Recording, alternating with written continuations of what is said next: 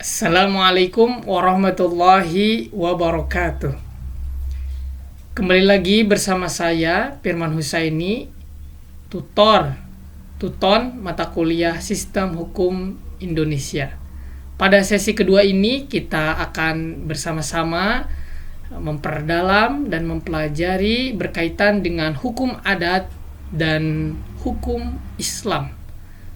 Berkaitan dengan hal tersebut, silakan mahasiswa untuk mempelajari modul kedua dan ketiga ISIP 4131 berkaitan dengan hukum adat dan sistem hukum Islam.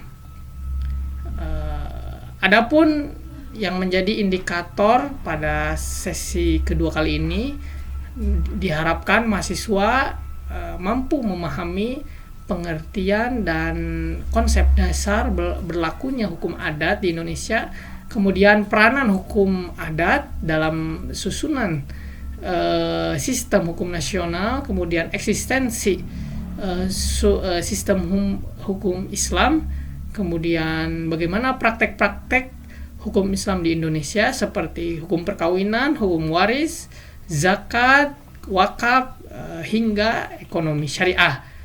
Kemudian mahasiswa pun nanti akan mempelajari peradilan agama yang memiliki kewenangan dalam memutus perkara berdasarkan prinsip hukum Islam.